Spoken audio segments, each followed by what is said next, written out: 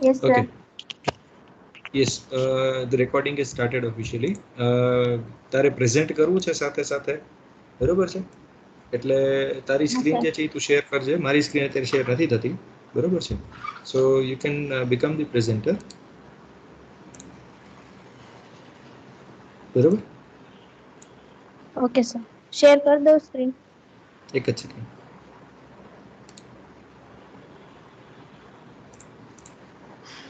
હા, કરી દે.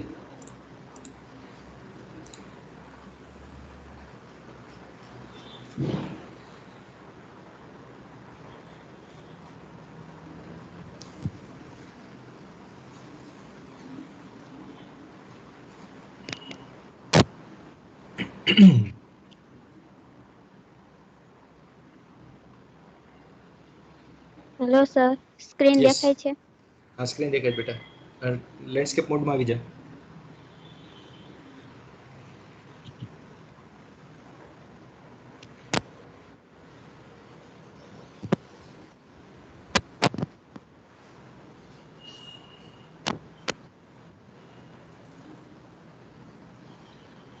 Okay, yes, perfect. Yes yes, બરોબર Start છે. કરી દો, sir. Please please, the stage is your, Sevika. All the best. Continue please. Thank you, sir. First, hello, friends. Uh, First of all, good afternoon, all my friends, and બધાને જય Shri Krishna. And first of all, હું તમારું બધાનું આ સેશનમાં સ્વાગત કરું છું. Welcome, I all welcome you કે તમે આ સેશનને જોઈન કર્યો એના માટે. આ મારું નામ છે ઠુમર જેવિકા. હું SABSC માં સ્ટડી કરું છું અને આજનો મારો હોરિઝોન ઓફ સાયન્સનો ટોપિક છે ઇવેન્ટ હોરાઇઝોન એન્ડ ટેલિસ્કોપ. તો અને આ નીચે જે બ્લેક કલરનું તમે જે સિમ્બોલ જોવો છો તે ઇવેન્ટ હોરાઇઝન ટેલિસ્કોપ જે એક પ્રોજેક્ટ છે તેનો લોગો છે. And event Horizon telescope is about on the black hole. Event Horizon એક પાર્ટ છે એન્ડ ટેલિસ્કોપ એક પાર્ટ છે. ઇવેન્ટ હોરાઇઝન માહિતી વિશે હું તમને આગળ માહિતી આપીશ તેના વિશે.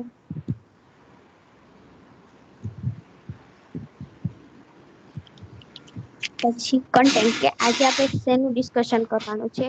ફર્સ્ટ પોઈન્ટ કે હું તમને બ્લેક હોલ વિશે બધી ઇન્ફોર્મેશન કે બ્લેક હોલ કેવી રીતે બને છે તેના અમુક પાર્ટ હોય કે તેના વિશે હું તમને માહિતી આપીશ. પછી સેકન્ડ પોઈન્ટ છે તેમાં આપણે EHT event Horizon of science વિશે ડિસ્કશન કરશું કે તેમાં શું આવે છે, ક્યારે તે લોન્ચ થયો હતો તેના વિશે. થર્ડ પોઈન્ટ છે what is the target of EHT project કે આ ઇવેન્ટ હોરાઇઝન જે પ્રોજેક્ટ છે તેનો ટાર્ગેટ શું છે, તે આગળ શું કરવા માંગે છે તેના વિશે આપણે ડિસ્કશન કરશું આ પોઈન્ટમાં. ફોર્થ પોઈન્ટ છે હાઉ ઇટ વર્ક્સ, તેમાં જોડાયેલા ટેલિસ્કોપ છે કે તેની સાથે બીજા કયા ઇન્સ્ટ્રુમેન્ટ જોડવાના તેના વિશે આપણે આ ટોપિકમાં ડિસ્કશન કરશું. ફિફ્થ પોઈન્ટ છે વાય મેસેરિટી 7. મેસેરિટી 7 છે તે ગેલેક્સી છે અને ઇવેન્ટ હોરાઇઝન ટેલિસ્કોપ છે એનો એક ટાર્ગેટ છે. અને આ ગેલેક્સી વિશે આપણે આગળ ડિસ્કશન કરશું. So first point some basic information about black hole. પહેલા તો આપણે જાણીએ છીએ કે આઈન્સ્ટાઈને આપણને કીધું હતું કે જે સ્પેસ ટાઈમનું જે ફેબ્રિક છે જ્યારે તેના પર ગ્રેવિટી આવે ત્યારે તે સ્પેસ ટાઈમનું જે ફેબ્રિક છે તે ડિફોર્મ થઈ જાય. હવે બ્લેક હોલ બને કેવી રીતે? બ્લેક હોલ એટલે કે જ્યારે યુનિવર્સમાં તો આપણે જાણીએ છીએ કે કેટલા બધા પ્લાનેટ હોય છે. સૂર્ય છે, સૂર્ય કરતા પણ મોટા કેટલાક પ્લાનેટ છે. જે જ્યારે કમ્પ્રેસ થાય કે જ્યારે સંકોચાય ત્યારે તે એટમ જેવું પોતાનું કદ કરી દે છે, વોલ્યુમ કરી દે છે અને તેની ગ્રેવિટી એટલી વધારે હોય છે કે તે સ્પેસ ટાઈમનું જે ફેબ્રિક હોય છે તેને એટલું ડિફોર્મ કરી નાખે છે કે તેની ગ્રેવિટી ઇન્ફાઇનાઇટ જેટલી થઈ જાય છે. ત્યારે એક બ્લેક હોલ બને છે. બીજી રીત એ છે કે જ્યારે સુપરનોવા એક્સપ્લોઝન થાય ત્યારે એનું જે કોઈ પણ પ્લાનેટ છે એનું સુપરનોવા એક્સપ્લોઝન થાય ત્યારે એનું બધું ફ્યુલ છે એક્સપ્લોર થઈ જાય બહાર. અને તેનો જે કોરનો પાર્ટ છે, કોરનો સેન્ટરનો પાર્ટ છે તે બ્લેક હોલ તરીકે વર્તે. ત્રીજી રીત એ છે કે જ્યારે બે ગેલેક્સી એકબીજા સાથે અથડાય ત્યારે બ્લેક હોલ એક થઈ જાય ત્યારે નવા એક બ્લેક હોલનું નિર્માણ થાય. આ રીતે બ્લેક હોલ બને છે. બ્લેક હોલના પાર્ટ 5 છે જે મેં તમને લખીને બતાવેલા છે. આઈ ઝૂમ કરું છું કે જેમાં જો પહેલો પાર્ટ છે ફર્સ્ટ જે સેન્ટરમાં છે તેને સિંગ્યુલારિટી કહેવામાં આવે છે. બીજો જે પાર્ટ છે જે બ્લેક હોલની નજીક છે તેને ઇવેન્ટ હોરાઇઝન કહેવામાં આવે છે. કે ત્યાં થતી ઇવેન્ટ હોરાઇઝન એટલે ઇવેન્ટ એન્ડ હોરાઇઝન 2 પાર્ટ છે. ઇવેન્ટ એટલે કે ત્યાં થતી ઇવેન્ટનું આપણને કોઈ જાણકારી નથી કે ત્યાં શું ઇવેન્ટ થાય છે, કઈ પ્રક્રિયા થાય છે તેની કોઈ જાણકારી નથી. એન્ડ હોરાઇઝન એટલે તેનો કોઈ અંત નથી, ત્યાં એની પાછળ શું છે તે કઈ દેખાતું જ નથી. એ છે ઇવેન્ટ હોરાઇઝન અને તેના પરથી આ પ્રોજેક્ટનું નામ આપવામાં આવેલું છે ઇવેન્ટ હોરાઇઝન ટેલિસ્કોપ. પછી થર્ડ છે સ્ટેટિક લિમિટ. ફોર્થ છે એક્સેલરેશન ડિસ્ક કે જ્યાં બધા પાર્ટિકલ્સ છે તે મૂવ કરતા હોય પછી તે આ ઇવેન્ટ હોરાઇઝનમાં જાય અને ઇવેન્ટ હોરાઇઝનમાંથી પછી બ્લેક હોલમાં જાય. જ્યારે કોઈ પાર્ટિકલને એસ્કેપ કરવો હોય, નીકળી જવું હોય બ્લેક હોલમાંથી તો આ ફોર્થ પોઈન્ટ છે એક્સેલરેશન ડિસ્ક ત્યાંથી નીકળી શકે. પણ એકવાર જે તે ઇવેન્ટ હોરાઇઝનમાં પહોંચી જાય પછી ત્યાંથી નીકળવું મુશ્કેલ છે. લાઇટ પણ ત્યાંથી નીકળી શકે તેમ નથી. અને પાંચમું જે પાર્ટ છે એક્સ રે જેટ્સ. હવે જ્યારે કોઈ પાર્ટિકલ બ્લેક હોલમાં જાય છે તેને લીધે આ એક્સ રે જેટ્સ ઉત્પન્ન થાય છે. પછી સેકન્ડ પોઈન્ટ છે the event horizon is the boundary of black hole beyond which no light or radiation escape. Event Horizon છે તે બ્લેક હોલનો પાર્ટ છે ત્યાંથી કોઈ પણ લાઇટ પણ ત્યાંથી બહાર નીકળી શકતી નથી. અને આવા ઇવેન્ટ હોરાઇઝનનું સાઇઝ કેટલી હોય તે મેં જો અહીંયા લખેલું છે કે 7 બિલિયન માઇલ્સ, 700 કરોડ માઇલ જેટલી ઓનલી ઇવેન્ટ હોરાઇઝનની સાઇઝ છે. પછી એ તો આ સાઇઝ બ્લેક હોલ ઉપર આધાર રાખે. જો બ્લેક હોલ મોટા હોય તો ઇવેન્ટ હોરાઇઝનની સાઇઝ વધારે હોય, બ્લેક હોલ નાના હોય તો ઇવેન્ટ હોરાઇઝનની સાઇઝ પણ નાની હોય. એ રીતે પછી આગળનો પોઈન્ટ છે second what is event Horizon telescope. હવે આ ઇવેન્ટ હોરાઇઝન ટેલિસ્કોપ શું છે તેના વિશે પહેલા તો ઇવેન્ટ હોરાઇઝન ટેલિસ્કોપ છે ઇન્ટરનેશનલ કોલેબોરેશન છે, વૈશ્વિક સ્તરીય સહકાર. એટલે કે વિશ્વમાં અમુક દેશો છે તે પોતાના સહકાર કે પોતાના ટેલિસ્કોપ આ પ્રોજેક્ટમાં એક્સપ્લોર કરે છે, પોતાના ટેલિસ્કોપ છે તે આ પ્રોજેક્ટમાં જોઈન કરે છે અને આ બધા ટેલિસ્કોપ ભેગા મળી અને કોઈ બ્લેક હોલ ઉપર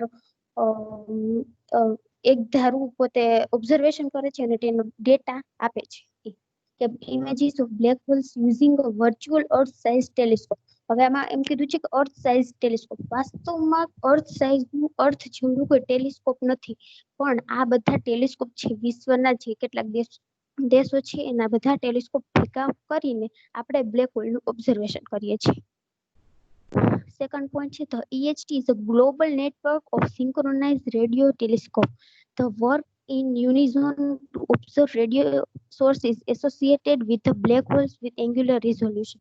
હવે આ જે બ્લેક હોલ છે તે રેડિયો વેવ્સ કે બ્લેક હોલમાંથી જે આવતા રેડિયો વેવ્સ છે એને કેપ્ચર કરે છે બધા એક સાથે મળીને અને ડેટા કલેક્ટ કરે છે. એનો બધાનો ડેટા એક જગ્યાએ ભેગો થાય છે અને આપણને ઇમેજ મળે છે.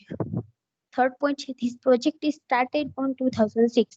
2006 થી જ આ પ્રોજેક્ટ શરૂ કરી દેવામાં આવ્યો હતો. The EHT project is an international collaboration લોન્ચ્ડ in 2009. એટલે જ્યારે આ બધું વૈશ્વિક સ્તરીય સહકાર એટલે કે બધાના ટેલિસ્કોપ ભેગા કરીને ડેટા કલેક્ટ કરવાનું 2009 થી ચાલુ થયું છે.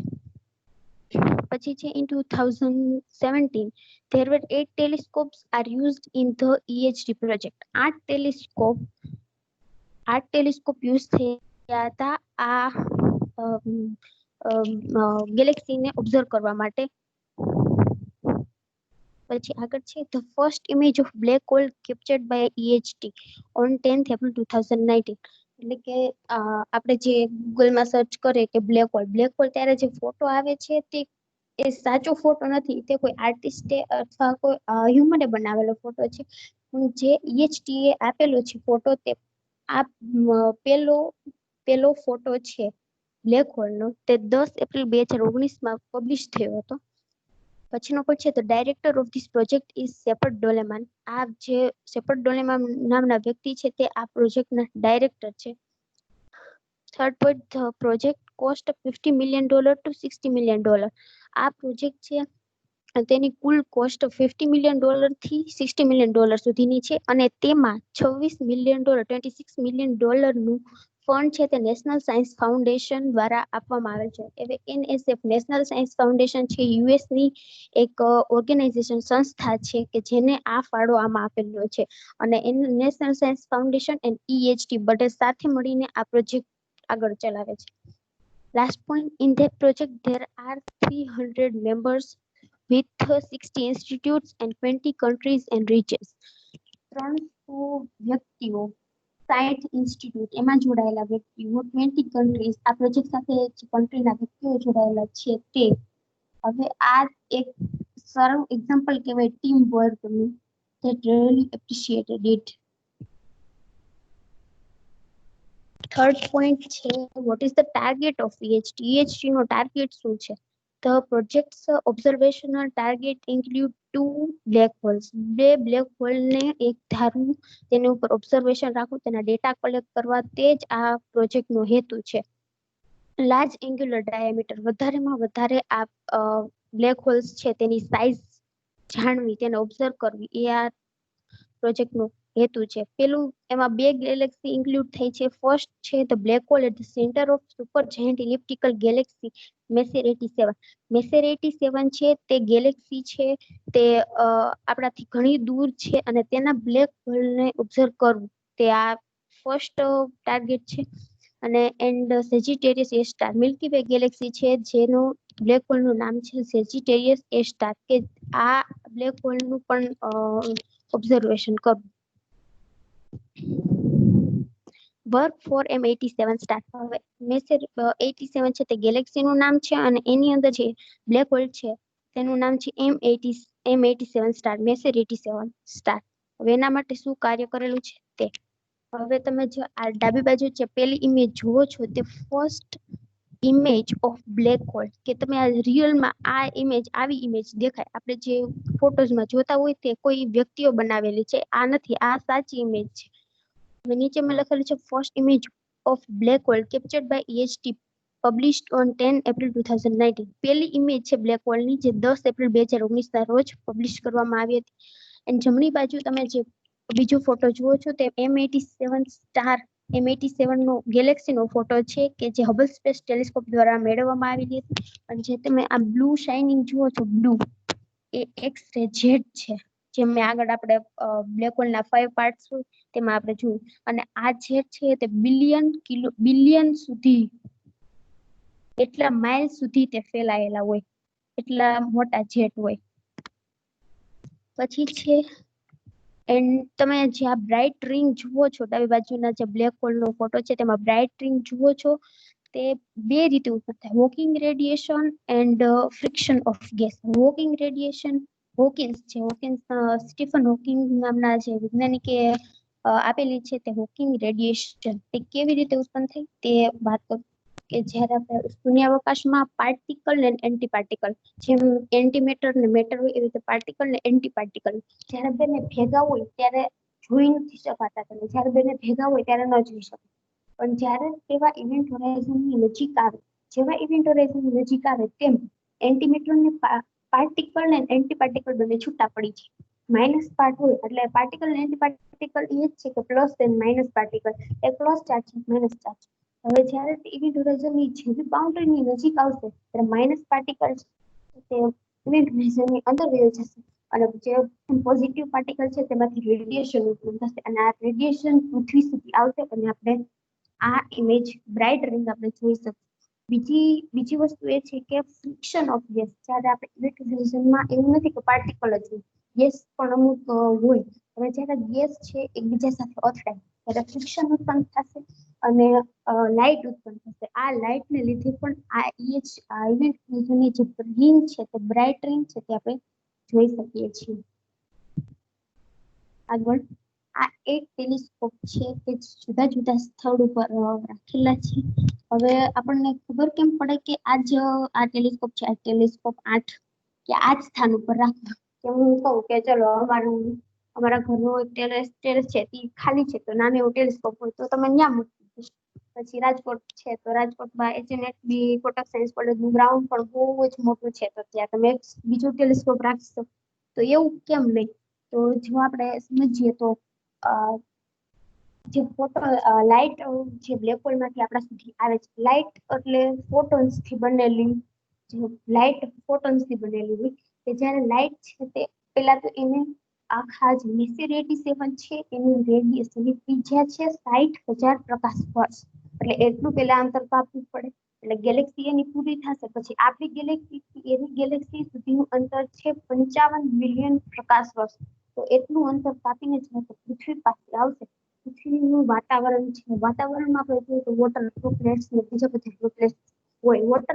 વોટર વેપર ને કારણે એના પાણીના જે અણુ છે, પેપરના અણુ, તેને લીધે ફોટોન એક્ઝિટ થઈ જાય અને આપણે જે ડેટા જોતો હોય ક્લિયર એ આપણને મળે નહીં. એટલા માટે જે ડ્રાય વેધર હોય, ડ્રાય એટમોસ્ફિયર હોય, ત્યાં આ ટેલિસ્કોપને રાખવામાં આવે છે. અને જુદા જુદા મેં પ્લેસ બતાવેલા છે કે જ્યાં આ રાખવામાં આવેલા છે. પછી પ્લસ આ જે નામ લખેલા છે ટેલિસ્કોપના એની નીચે તેનું સ્થાન પણ જે અંડરલાઇન બતાવેલું છે. આગળ હવે આપણે જે ડાબી બાજુ તમે પેલું ઇમેજ જોઈ રહ્યા છો તે ગ્રીનલેન્ડ ટેલિસ્કોપ છે, ડેનમાર્કમાં આવેલું છે અને તે 2018માં તે એડ કરવામાં આવ્યું 2017 પછી 2018માં આ એડ કરવામાં આવ્યું હતું.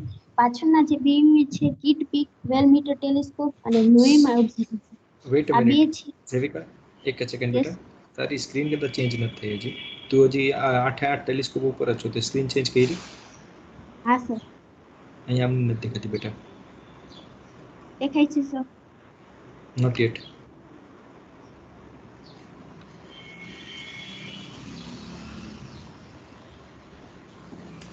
અને સેજ ધીરે બોલજે. તું ફ્લોમાં સરસ આવી ગઈ છો, થોડુંક ધીરે બોલ. હા સર.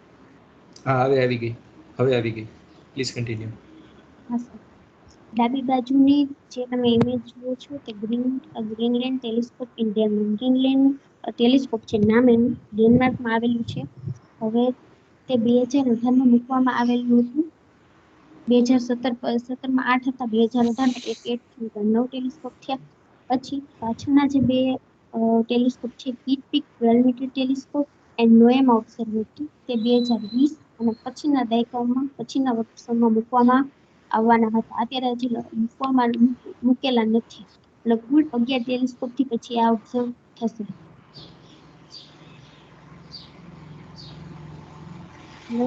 સર સ્ક્રીન બદલી. Not yet. સર મને લાગે કે એને થોડુંક નેટવર્ક સ્લો હશે ને, એટલે મારે તો સર બધી સ્લાઇડ થોડીક મોડી જ આવે છે. ઓકે, આવી ગઈ. હા સર. હવે એમ મેસી 87 છે જે ગેલેક્સી તેનું બ્લેક હોલ છે તે સુપર મેસિવ એટલે કે હજારો લાખો કરોડો સૂર્યને જ્યારે આપણે ભેગા કરીએ ત્યારે એનું જેટલું પણ માસ થાય તે એક બ્લેક હોલનું હોય, તેને સુપર મેસિવ બ્લેક હોલ કહેવામાં આવે છે. નેક્સ્ટ પોઈન્ટ છે, the M87 was discovered by Charles Messier નામના જે વૈજ્ઞાનિક હતા, તે 1781માં આ ગેલેક્સીની જે શોધ કરી હતી. Third point, the M87 is located at 55 million light years away from Earth. પૃથ્વીથી 55 મિલિયન પ્રકાશ વર્ષ દૂર છે. 55 મિલિયન લાઇટ યર્સ. હવે લાઇટ યર્સ ડાયરેક્ટલી એક વર્ષમાં જેટલું અંતર કાપેલું હોય તેને લાઇટ યર કહેવામાં આવે છે. હવે તો આપણે એને કિલોમીટરમાં કન્વર્ટ કરીએ તો 9.46 into 10⁻12 કિલોમીટર. હવે આ એક લાઇટ યર. હવે આપણે 55 મિલિયન લાઇટ યર જોતા છે તો એક 8 કિલોમીટર છે, 9.46 into 12 kilometre multiply by 55 million. એટલું અંતર પૃથ્વીથી M87 ગેલેક્સીનું છે. Fourth point, radius of M87 ત્રિજ્યા છે 60,000 લાઇટ યર, 60,000 પ્રકાશ વર્ષ તો એની ફક્ત રેડિયસ છે. Fifth point, the EHT measured the black hole's mass to be 6.5 million solar mass. હવે 6.5 billion solar mass. At 6.5 billion સૂર્યને જ્યારે આપણે ભેગા કરીએ ત્યારે જેટલું માસ થાય તે આ એક બ્લેક હોલની જે ગેલેક્સી છે તેના બ્લેક હોલનું છે. M87 ગેલેક્સી છે તેના બ્લેક હોલનું ફક્ત આટલું માસ છે. And the diameter of event Horizon જ્યારે આપણે આગળ વાત કરી તો ઇવેન્ટ હોરાઇઝન તેનું ડાયામીટર 40 બિલિયન કિલોમીટર છે. Last point, the area made this observation at a wavelength 1.3 mm. આ ગોઠવણી છે જે ટેલિસ્કોપની તે 1.3 mm કે આ વેવલેન્થ થી તે બ્લેક હોલ માંથી આવતા જે પ્રકાશ છે બ્લેક હોલ માંથી જે આવતા રેડિયેશન રેડિયો વેવ્સ છે તેને આ વેવલેન્થ ઉપર માપી શકે છે. નેક્સ્ટ હવે આપણે આ સિદ્ધાંત આપણે જ્યારે 12માં હતા ત્યારે આપણે લેન્સ વાળું જે ચેપ્ટર હતું તેમાં આ સિદ્ધાંત આવતું કે resolution is equal to lambda by D એ સૂત્ર આવતું. હવે આમાં એ છે કે small size is equal to wavelength by telescope size. હવે આપણે જેટલું સ્મોલ અવકાશમાં તમે જે વસ્તુ નાનામાં નાની જે વસ્તુ છે તેને તમે જોવા માંગો છો તેના માટે આપણે ટેલિસ્કોપ વધારે ને વધારે મોટા જોઈએ. એટલે આપણે પૃથ્વી જેવું જે ટેલિસ્કોપ બનાવેલું છે તેનાથી આપણે દૂરની વસ્તુ ગમે તેટલી નાની હોય તે આપણે જોઈ શકીએ.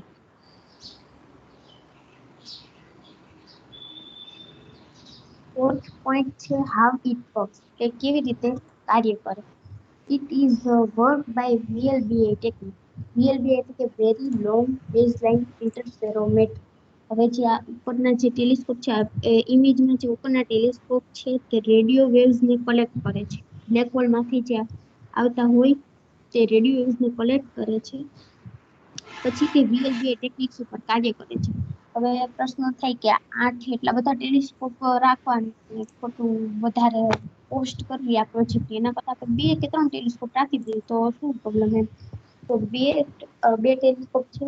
પેલા તો આ પદ્ધતિ છે VLBA ટેકનિક એમાં મેઇન કોન્સેપ્ટ શું છે કે જ્યારે કોઈ પણ બે ટેલિસ્કોપ તેને બહુ જ દૂરના અંતરે રાખવાના. પછી તેનું સાયમલ્ટેનિયસ એક ધારો આપણે ગમે એક બ્લેક હોલ પર આપણે ઓબ્ઝર્વેશન કરવાનું. પછી એના ડેટા એક જગ્યાએ કલેક્ટ કરવાના અને તેનું જે તારણ આવતું હોય જે નિર્ણય આવતો હોય તે આપણે એના ઉપરથી લેવાનું. બે ટેલિસ્કોપ હોય તો એ બ્લેક હોલના કોઈ પણ થોડાક જ પાર્ટનું તે ઓબ્ઝર્વ કરી શકે. જો જાજા ટેલિસ્કોપ હોય તો વધારે ડાયામીટર આપણે તે બ્લેક હોલનું જાણી શકીએ વધારે ડેટા કલેક્ટ કરી શકીએ એટલા માટે. પછી the event Horizon the each project combine data from real base station around earth with sufficient angular resolution. જો combine data એ આવ્યો આમાં તો રિયલ બે છે પોતાના બધા સ્ટેશન પાસેથી કે જ્યાં જેટલા પણ ટેલિસ્કોપ છે બધા પાસેથી ડેટા કલેક્ટ કરે છે અને પછી એનું જે ઇમેજ છે બનાવે છે. હવે આમાં કેવી રીતે બને છે તો આ ઉપરના જે ટેલિસ્કોપ છે તે રેડિયો વેવ્સ ને કલેક્ટ કરે રિસીવ કરે છે કલેક્ટ કરે છે. પછી તેનું એનાલોગ ટુ ડિજિટલમાં કન્વર્ટ કરે છે. ડિજિટલ બની ગયા પછી હવે એટોમિક ક્લોક જોડાયેલું છે. એટોમિક ક્લોક વિશે હું તમને માહિતી આપી દઉં કે એટોમિક ક્લોક છે તે આપણે સીઝન જે તત્વ છે એનાથી બનેલું મોટા ભાગે. અને એટમ છે એટલે ન્યુક્લિયસની આજુબાજુ જે ઇલેક્ટ્રોન ફરતા હોય છે જ્યારે રેડિયો વેવ આવશે ત્યારે ઇલેક્ટ્રોન પોતાની એક કક્ષામાંથી બીજી કક્ષામાંથી આગળ એવી રીતે દોલન કરશે. હવે આની ફ્રીક્વન્સી 9 કરોડ સમથિંગ એટલી હોય છે. એટલે કે આપણે ફ્રીક્વન્સી એટલે કે દોલન પર સાયકલ પર સેકન્ડ એક સેકન્ડમાં એટલી સાયકલ પૂરી કરે. એટલું આપણને ચોકસાઈથી આ ટાઈમ બતાવે એટોમિક ક્લોક. પછી જે આ આપણે માહિતી છે કલેક્ટ કરી છે તેને હાર્ડ ડ્રાઈવમાં સ્ટોર કરવામાં આવે. ઇન્ટરનેટ આપણી પાસે પણ ઓપ્શન છે પણ ઇન્ટરનેટ થી અમુક ડેટા લીક થવાની શક્યતા રહી શકે એટલા માટે તેને હાર્ડ ડ્રાઈવમાં સ્ટોર કરવામાં આવે છે. પછી એરોપ્લેન થી આ હાર્ડ ડ્રાઈવ છે તેને અમુક એક જગ્યાએ તેને જે નક્કી કરેલું તે જગ્યાએ તેને લઈ જવામાં આવે છે. બધો ડેટા એક જગ્યાએ કલેક્ટ થાય છે પછી આપણે આ ઇમેજ જે તમે નીચે જુઓ છો તે મળે છે. આગળ હવે આ બ્લેક હોલ થી આપણે જે બ્રાઇટ રિંગ જોઈ હતી એ બને કેવી રીતે તે કહું. સર સ્ક્રીન દેખાય છે? યસ યસ દેખાય છે બેટા. બ્લેક હોલ આપણે જોઈએ તો આ જે સ્પેસ ટાઈમનું જે ફેબ્રિક છે તે વળી ગયેલું છે કે જે ડિફોર્મ થઈ ગયેલું છે તે આપણે જોઈ શકીએ છીએ. હવે જ્યારે લાઈટ આવે છે, લાઈટ આવી રીતે અહીંથી આવી રીતે આમ સેકન્ડ જે ઇમેજ છે તેમાં આપણે જોઈ શકીએ છીએ કે લાઈટ એક સાઈડ થી આવે છે, પછી થર્ડમાં આ લૂપ આખું બનાવે છે બ્લેક હોલનું, અને તે પછી સીધી રીતે ગતિ કરે છે. એવી રીતે બ્લેક હોલ જ્યાં તમે જુઓ છો આવી રીતે આ ગેસ છે, ઇવેન્ટ હોરાઇઝનમાં જે ગેસ છે મેં તમને આગળ કીધું કે જ્યારે બે ગેસના પાર્ટિકલ વચ્ચે જ્યારે ફ્રિક્શન થાય છે ત્યારે લાઇટ ઉત્પન્ન થાય છે. આ લાઇટ જ્યારે બ્લેક હોલ પાસે જાય છે ત્યારે બેન્ડ થાય છે અને આગળ વધે છે. હવે આ લાઇટનો જથ્થો નેક્સ્ટ આ જે ઇમેજ છે તેમાં લાઇટનો જથ્થો તમે વધારે જુઓ છો. હવે આ લાઇટ છે જુદા જુદા ગેસ પાર્ટિકલ કે જ્યાંથી લાઇટ ઇમિટ થતી હોય ત્યાંથી આવે, પછી તે બ્લેક હોલ પાસે જઈને બેન્ટ થાય અને આવી રીતે આગળ વધે. પછીની જે બીજી ઇમેજ છે તેમાં જો લાઇટનો જથ્થો વધારે છે. પછી આ થર્ડ ઇમેજ છે તેમાં લાઇટનો જથ્થો એનાથી પણ વધારે છે, અને અહીંયા એક પડદો કે એક ફ્રેમ રાખેલી છે કે જેમાં આપણે બ્લેક હોલને જોઈ શકીએ છીએ. ફોર્થ છે એમાં આપણે બ્લેક હોલને જે પાર્ટ છે એને જ ખાલી જોઈ શકીએ છીએ. હવે આ જે સ્લાઇડ છે તેમાં આપણે બ્લેક હોલને જોઈ શકીએ છીએ, અને આ જે છે આ પાર્ટ યલો એ ઇવેન્ટ હોરાઇઝન છે જે વેરી બ્રાઇટ, બહુ જ બ્રાઇટ છે. હવે આપણે જુઓ કે પૃથ્વી છે પોતાની ધરી ઉપર ફરે છે. હવે જ્યારે આ ટેલિસ્કોપ જે રાખેલા છે એ ભાગ જ્યારે મેસી 87 ગેલેક્સી છે તેની સામે આવશે ત્યારે થોડોક ડેટા કલેક્ટ કરશે, પછી તે પોતાનું પરિભ્રમણ કરીને ફરી પાછી જે મેસી 87 ની સામે આવશે ત્યારે પાછું થોડોક ડેટા કલેક્ટ કરશે. એવી રીતે થોડી ઇમેજને કલેક્ટ કરી અને પછી આ ઇમેજ બનાવવામાં આવે છે. અને તમે જે આ બ્રાઇટ રિંગ ડાબી બાજુની જે પહેલી ઇમેજ છે એમાં જે આ બ્રાઇટ રિંગ જુઓ છો તે ફોટોની બનેલી છે અને તે ઇવેન્ટ હોરાઇઝનમાં આવેલી છે. આગળ પોઈન્ટ છે વાય મેસિયર 87. હવે આ આપણે યુનિવર્સમાં જોઈએ કે કેટલી બધી ગેલેક્સી છે, અમુક ઘણી મોટી ગેલેક્સી છે, અને તો એમાંથી મેજોરિટી 7 જ કેમ. હવે પેલો પોઈન્ટ છે કે લોકેટેડ ઇન વર્ગો ક્લસ્ટર. પેલા આપણે થોડીક એની વિશે માહિતી આપી દઉં કે વર્ગો કોન્સ્ટેલેશન, વર્ગો નક્ષત્ર આપણે વર્ગો એટલે એને ગુજરાતીમાં કહીએ તો કન્યા નક્ષત્ર એવું થાય. પછી એમાં આપણે યુનિવર્સમાં જોઈએ તો 88 કોન્સ્ટેલેશન છે. એમાં સૌથી વધારે ઇન્ફોર્મેશન માટે કહી દઉં કે 88 કોન્સ્ટેલેશનમાંથી હાઇડ્રા નામનું જે કોન્સ્ટેલેશન છે એ સૌથી વિશાળ છે, અને આ વર્ગો ક્લસ્ટર છે તે આપણા સોલર સિસ્ટમની ઉત્તરની બાજુએ આવેલું છે, અને તે મોટું ક્લસ્ટર છે કે જેમાં ટ્રિલિયન્સ ઓફ સ્ટાર્સ આવેલા છે. Second point, second brightest galaxy of local universe within Virgo cluster. Virgo cluster છે તેમાં બીજા નંબરની બ્રાઇટેસ્ટ ગેલેક્સી છે. એ પણ બીજું લોકલ યુનિવર્સ એટલે કે 50 મિલિયન ટુ 1 બિલિયન સુધીનો જે પાર્ટ છે તેને લોકલ યુનિવર્સ કહી શકાય. સેકન્ડ બ્રાઇટેસ્ટ ગેલેક્સી છે. પછી થર્ડ પોઈન્ટ છે it is an active supermassive black hole. Active supermassive black hole based on it કે મેસિવ બ્લેક હોલ છે તે એક વર્ષ દરમિયાન કે અમુક સમય દરમિયાન કેટલું પાર્ટ પોતાની અંદર ખેંચે છે તેના ઉપરથી તેની એક્ટિવનેસ જાણી શકાય. ફોર્થ પોઈન્ટ છે it is a strong source of multi wavelength radiation. હવે આપણે બ્લેક હોલ છે એમાંથી ઘણા પ્રકારના રેડિયેશન આવતા હોય, પણ એમાં રેડિયો વધારે પ્રમાણ છે તેનાથી આપણે રેડિયો ટેલિસ્કોપની મદદથી આપણે તે પાર્ટને તે બ્લેક હોલને વધારે સારી રીતે ઉપયોગ કરી શકીએ. The M87 is much far from us. So study of the black hole is simpler than Sagittarius A star. Sagittarius A star છે તે આપણે મિલ્કી વે ગેલેક્સી છે. હવે આપણે આ પ્રોજેક્ટ આપણે સેજિટેરિયસ એ સ્ટાર માટે કર્યું તો વચ્ચે ડસ્ટ એન્ડ ગેસનું પ્રમાણ બહુ વધારે છે. એના કરતા આપણે જો M87 ઉપર આપણે જો ઓબ્ઝર્વ કરીએ તો તે દૂર છે. હવે આપણે એક સિમ્પલ એક્ઝામ્પલ આપીએ તો જ્યારે આપણે ટાઈમમાં આપણે અવકાશમાં જ્યારે આપણે પ્લેન જોઈએ ત્યારે આપણને એવું લાગે કે ધીમું છે, પણ એની ગતિ તો એટલી જ હોય, લાગે કે ધીમું છે. એટલે જ્યારે M87 ની જ્યારે આપણે ઓબ્ઝર્વ કરીએ તો બહુ જ દૂર છે, અને તેનું જે સ્પિન છે બ્લેક હોલની, જ્યારે તે ફરે છે તે ધીમું છે, જેનાથી આપણે ઓબ્ઝર્વેશન સારી રીતે કરી શકીએ. તો થેન્ક યુ, શાંતિથી તમે મને સાંભળી એના બદલ તમારો ખૂબ ખૂબ આભાર. Thank you sir. Very good Jevika, I must congratulate you with the beautiful presentation. કારણ કે ખરેખર ત્યાં વચ્ચે એનોટેશન્સ લઈ આવી, લાલ કલરનું ટપકું લઈ આવી, I was not expecting that to come.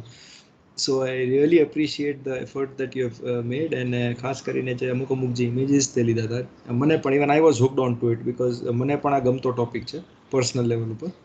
So it was really nice how you tried to approach the subject and how you went ahead with it.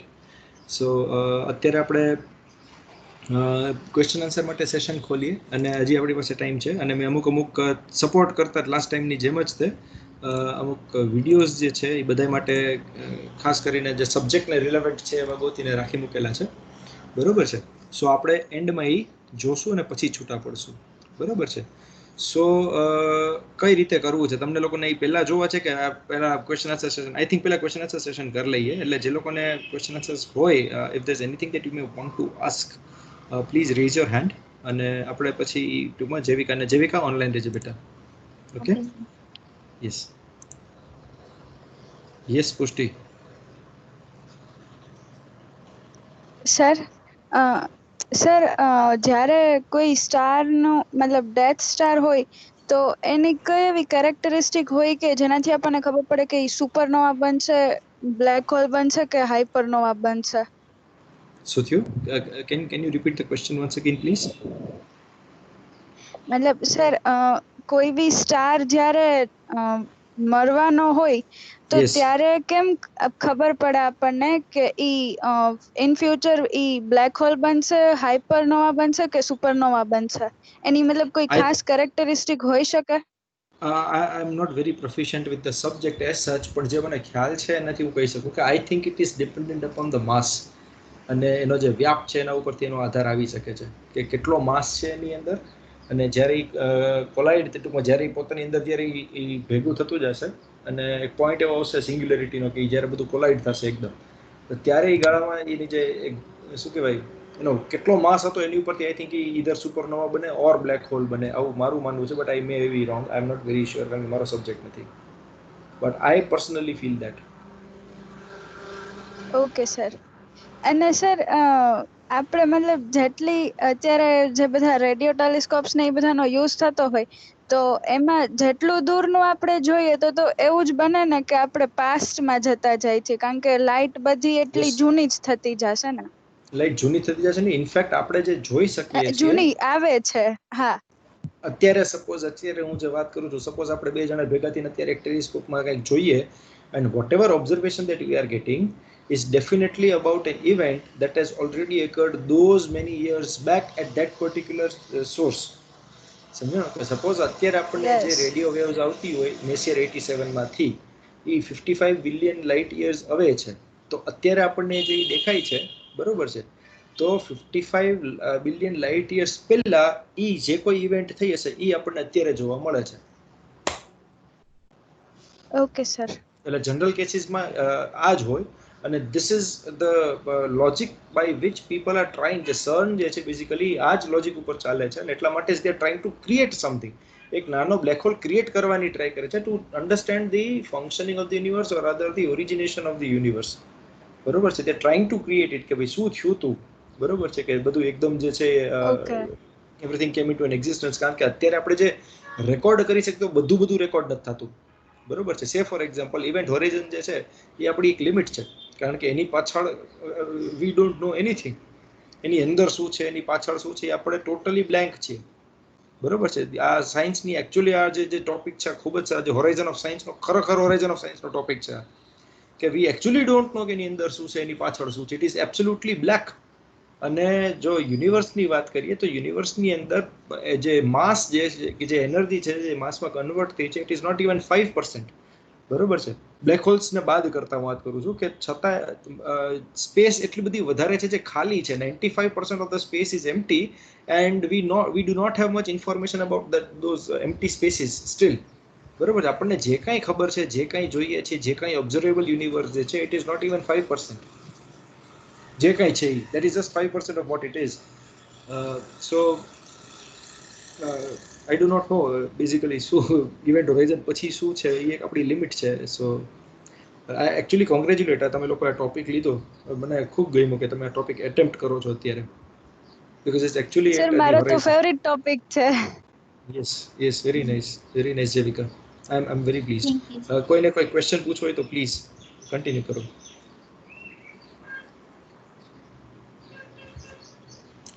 આમાં એવું તો નથી ને, જો જેવિકા જો પ્રશ્ન એવો થાય કે લોકોને કાં બધી ખબર પડી ગઈ હોય ને કાં કોઈને ટપો જ નથી પડ્યો છે, કોઈને કઈ ડાઉટ જ નથી. સંકેત,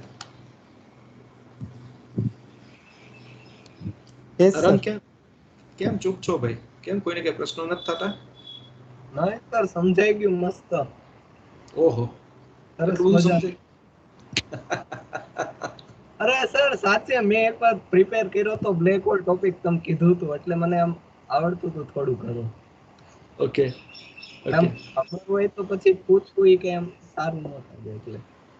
ઓકે, ચાલો પુષ્ટિ પૂછ બેટા, શું હતું?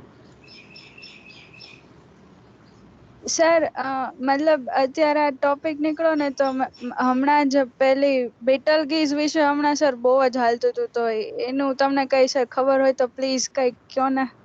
શેનું પણ શું સમજાણું નહીં, શું કે છો? Maybe I don't know. Betelgeuse sir પેલું સુપરનોવા થશે કે નહીં એના વિશે. I'm not very sure. મને નથી ખબર, મેં નથી વાંચ્યું. I cannot comment on something that I have not read. Okay sir. I'm sorry.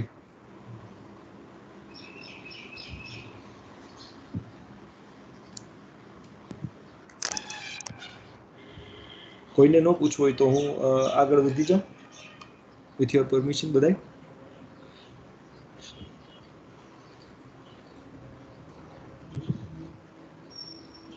I think so. Chat બોક્સમાં લખી લ્યો શું કરવું છે બધાય. આગળ વધી જાઉં અને કઈ ક્વેશ્ચન હોય તો એ પણ તમે ચેટ બોક્સમાં લખી શકો છો. If at all just let me know શું કરવું છે.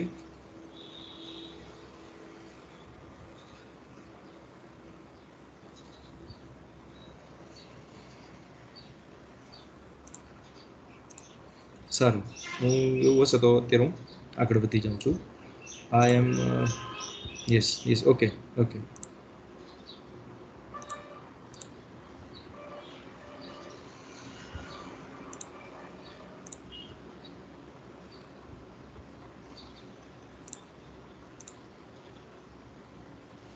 એમ શેરિંગ માય સ્ક્રીન. મારી સ્ક્રીન દેખાય એટલે મને જાણ કરો પ્લીઝ. હા સર દેખાય છે. દેખાણી? Yes sir. સારું. They don't seem to make any sense at all. Where do they come from? And what happens if you fall into one?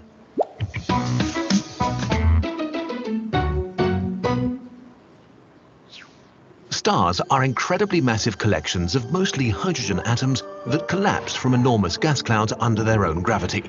In their core, nuclear fusion crushes hydrogen atoms into helium, releasing a tremendous amount of energy.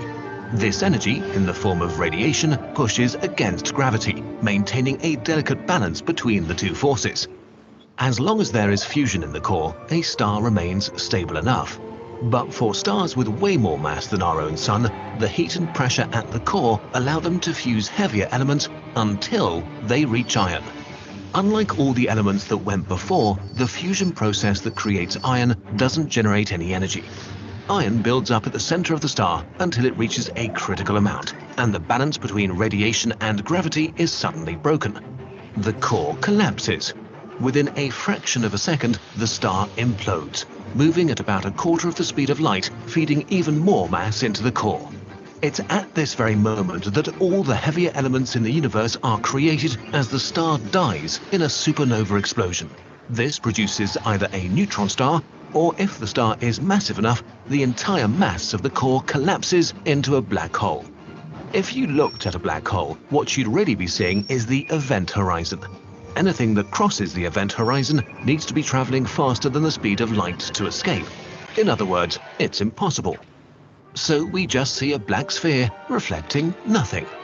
But if the event horizon is the black part, what is the whole part of the black hole? The singularity. We're not sure what it is exactly.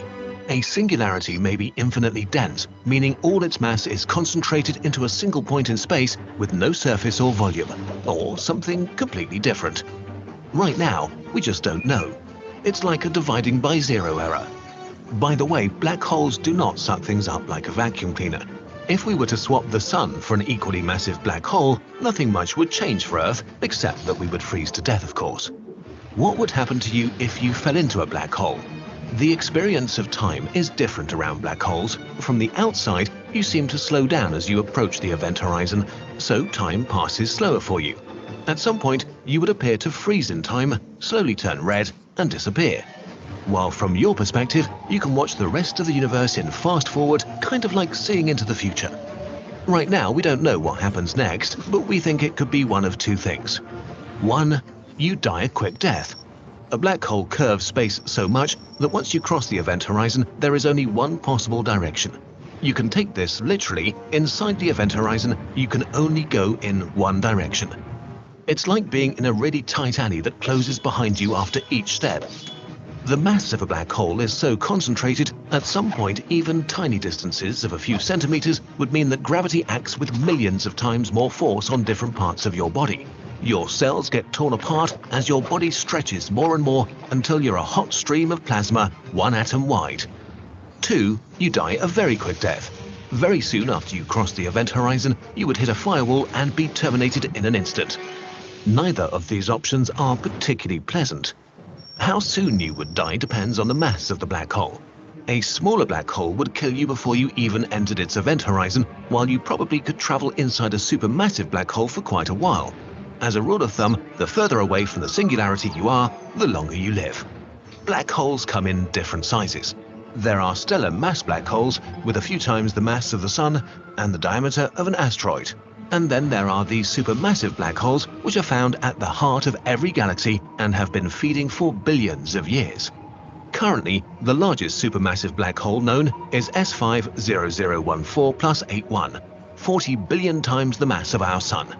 It is 236.7 billion kilometers in diameter, which is 47 times the distance from the Sun to Pluto. As powerful as black holes are, they will eventually evaporate through a process called Hawking radiation.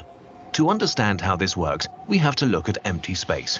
Empty space is not really empty, but filled with virtual particles popping into existence and annihilating each other again. When this happens right on the edge of a black hole, one of the virtual particles will be drawn into the black hole and the other will escape and become a real particle. So the black hole is losing energy. This happens incredibly slowly at first and gets faster as the black hole becomes smaller. When it arrives at the mass of a large asteroid, it's radiating at room temperature. When it has the mass of a mountain, it radiates with about the heat of our Sun, and in the last second of its life, the black hole radiates away with the energy of billions of nuclear bombs in a huge explosion. But this process is incredibly slow. The biggest black holes we know might take up to a googol years to evaporate. This is so long that when the last black hole radiates away, nobody will be around to witness it. The universe will have become uninhabitable long before then. This is not the end of our story. There are loads more interesting ideas about black holes. We'll explore them in part 2. A big thanks to Fraser Kane for help with this video. By the way, we've made some Kurzgesagt wallpapers in 4K for different screen sizes. You can get them on our Patreon.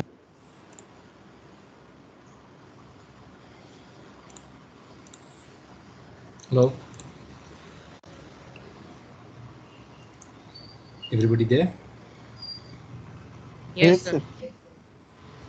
મજા આવી? Yes, sir. Yes, sir. Yes, sir. Can you understand? And Pushti? Pushti? Yes, sir. Ah, sir. I answered you correctly. The difference was answered over here. about supernova and the supermassive black hole.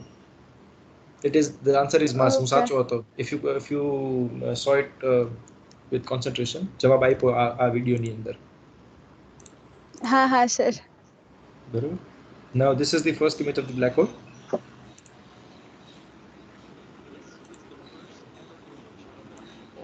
Released by the Event Horizon Telescope collaboration on April 10th, 2019. It shows plasma orbiting the supermassive black hole at the center of the galaxy M87. The bright region shows where plasma is coming towards us, and since it's traveling near the speed of light, it appears brighter when coming towards us and dimmer when going away. This is called relativistic beaming. From the images, scientists can tell that the plasma is orbiting clockwise. It takes around 2 days for the plasma to complete one orbit. Here, we are looking at the black hole using electromagnetic waves with a wavelength of 1.3 millimeters, radio waves. This was the part of the spectrum used to make the image because it can show us the features close in to the event horizon, and it can pass through the accretion disk and interstellar dust to reach our telescopes. The supermassive black hole in M87 is very active, meaning it's constantly feeding on lots of matter from its glowing hot accretion disk. But it also has narrow collimated jets above and below it, here shown in blue, thought to be created by incredibly strong magnetic fields. The jets extend out at least 5,000 light years, and one of them appears to be pointing almost straight at us. Relativistic beaming is again the reason we can see the jet coming towards us in this Hubble Space Telescope image, but not the one going away. Since the jet is pointed almost straight at us, I'm thinking our perspective is almost perpendicular to the accretion disk. But let's have a look at what we would see if we were looking at different orientations. The warping of space-time around the black hole means we can see light even from parts of the accretion disk behind the black hole. They are lensed above and below the shadow region. Not gonna lie, this is so trippy, I could stare at it for a long time. So the big question most people are going to be asking is, why is the image so fuzzy? The answer is, because it's so tiny. Don't get me wrong, the black hole itself is huge, supermassive, in fact. As measured from this picture, the black hole has a mass 6.5 billion times that of our sun. The actual size of its shadow is nearly the size of our solar system. But located 53.5 million light years away, its size from our perspective is only about 40 micro arcseconds. That's the angle it makes on the sky. To understand what that means, take the whole sky and divide it into 180 degrees. Then divide a degree into 60 arc minutes, and an arc minute into 60 arc seconds. Divide an arc second into 100, and into 100 again, and into 100 once more, and that is the size of the black hole shadow, only about 40 micro arc seconds. It puts us at the very limit of what we are technologically capable of seeing. In fact, to get this sort of resolution, due to the basic law of physics, the diffraction limit, we needed a telescope the size of the Earth. That being impractical, the scientists used 8 telescopes spread across the globe. They all simultaneously observed M87, and as the Earth rotated, that helped fill in the Earth-sized telescope that they were trying to simulate. But M87 was not the only black hole they looked at. They also observed the supermassive black hole at the center of our Milky Way galaxy, Sagittarius A star. They haven't yet released an image of this black hole, but this simulation shows what it might look like. It's much closer at around 26,000 light years away, but also much smaller, with a mass only 4 million times that of our sun.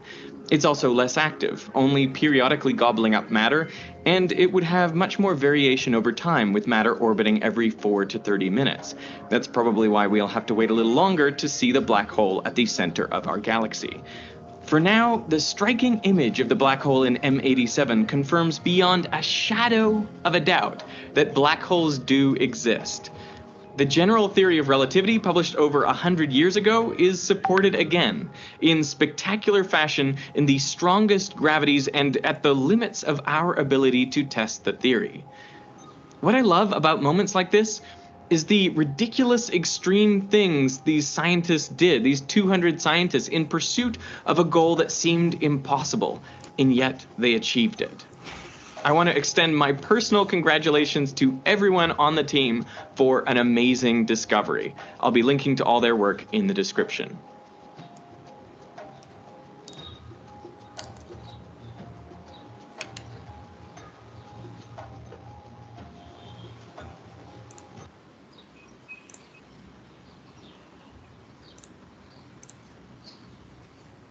Hello.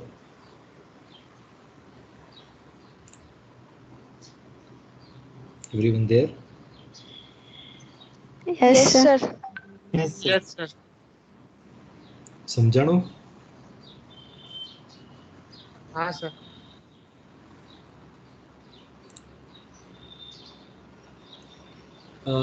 છેલ્લો જોવો છે કે હા, we sir, should stop almost. over here? What is everyone say? જોવો છે sir. Sir જોઈ હા sir જોવો છે. Yes sir. हाँ सर. Okay. सर બોલો. સર મેં પીપીટી બનાવ્યું હતું આના પર. એમાં છે સર જે બ્લેક હોલમાં ગ્રેવિટી નો ઓલું શું કહેવાય રેપિંગ કેટલું વધારે થાય છે એમાં એક ઇમેજ છે મારી પાસે. તમે કહો તો દેખાડો ઓર સેન્ડ કરી નાખીશ હવે છે તો. હા, સેન્ડ ગ્રુપમાં સેન્ડ કરી દેજે. Okay sir. રજાનો સેન્સમાં સેન્ડ કરી દેજે. બરાબર? હા sir. 1919 eclipse, other scientists began to work out the implications of general relativity. Jeeves, you want to take over? We know mass distorts space.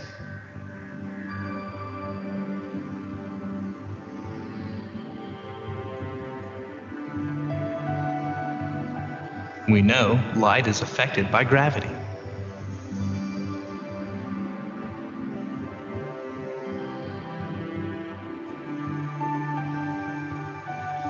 And we know Einstein's theory of general relativity makes possible one of the strangest objects ever imagined by physicists. If you could create a large enough distortion in space-time, by placing enough mass in a small enough space, you could create a region of space-time so strongly curved that nothing, not even light, could escape it. And since nothing can travel faster than the speed of light, anything that entered this region of space-time would be trapped there until quantum mechanical effects allowed it to escape. Black holes can come in any size and have any mass. All that is required is that enough mass can be concentrated to the point where it collapses under its own gravity. Stellar mass black holes are formed when stars 20 or more times the size of our own sun finally run out of fuel in their cores. They rapidly cool and collapse, and the shockwave from the collapse blows the outer layers of the stars to bits in a colossal explosion called a supernova. But the small, dense core of the star can remain bound together by the force of gravity. As it continues to collapse inward under its own weight, the atomic particles of the core are smashed together until all that is left is a black hole. In its center lies the singularity, the mass of an entire star crushed into a single point in space. Surrounding that is an invisible shell called the event horizon. This is the cosmic point of no return. Once inside the event horizon, nothing, not even light, can escape except through quantum mechanical processes. Supermassive black holes may contain billions of times the mass of our sun. These monsters lie at the center of every large galaxy. Micro-black holes have tiny masses at which the effects of quantum mechanics are very important. Black holes of this type have been proposed to have formed during the Big Bang and would quickly evaporate due to said quantum mechanical effects. At the end of their life, it is believed that they would emit a sudden burst of energetic particles, but no such burst have been detected as of 2008. We can never see into or directly know about what happens inside the event horizon of a black hole. In effect, any object that crosses this imaginary line has left our universe for good. But if nothing, not even light, can escape a black hole, then how do astronomers manage to detect them? It is possible to imagine spotting a solitary black hole by observing the bent starlight from behind it. But a better chance of detecting one would arise if they were not alone in space, but accompanied by another star. This black hole is drawing matter from a companion star, which orbits it at a distance safely outside the event horizon. As the gas spirals into the black hole, it heats up and emits huge quantities of high-energy radiation. Intense radiation emerging from a small area, or stars orbiting small invisible companions, these are telltale calling cards of a black hole.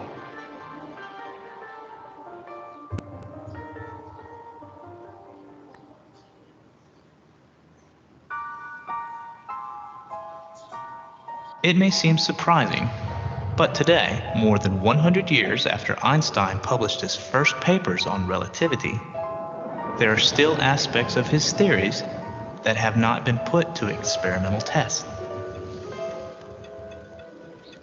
One is the idea if that there were a very violent event in space, such as a collision of two black holes or a supernova explosion, that it would cause a ripple in the space-time fabric. By the time it got to Earth, the ripple would be minuscule. But scientists hope that with sensitive experiments, they might someday be able to detect the tiny distortions of space caused by these gravitational waves. Another prediction of general relativity, not tested until this century, is related to the effect of rotating objects on space-time.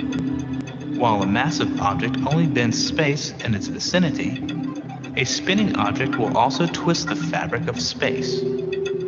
This was recently confirmed.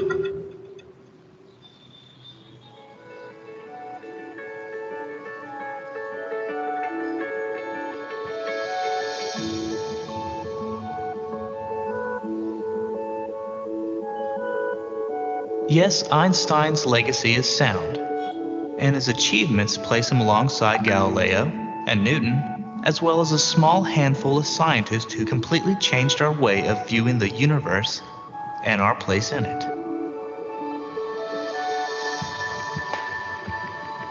But new scientific ideas can take a long time to reach the public consciousness.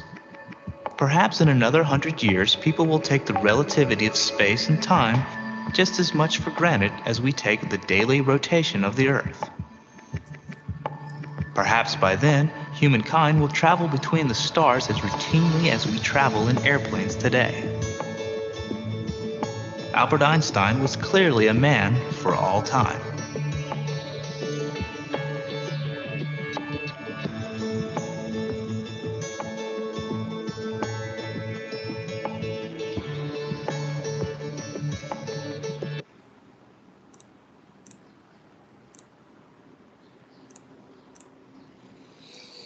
Yes so I think કે તમને બધાને ખૂબ જ સરસ રીતે બધું સમજાઈ ગયું હશે as far as event Horizon is કન્સર્ન્ડ.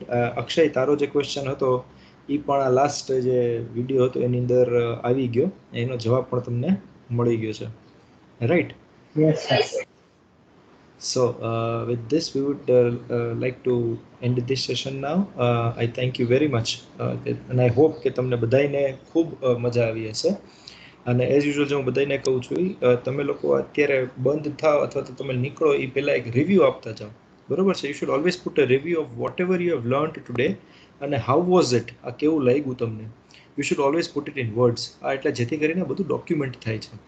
Okay, if there is anyone who would like to speak, તો હું તમને 2 મિનિટ આપું છું. આપણે 1 કે 2 જણાના જે કેવું હોય એ કહી દો, અને બાકીના બધા લોકો જે છે એ લોકો ચેટ બોક્સની અંદર તમારા જે રિવ્યુઝ છે એ લખી અને પછી આપણે લીવ થજો. બરાબર છે? એટલે જેને કોઈને કંઈ કહેવું હોય તો પ્લીઝ પોતે અનમ્યુટ થઈ અને કહી શકે છે.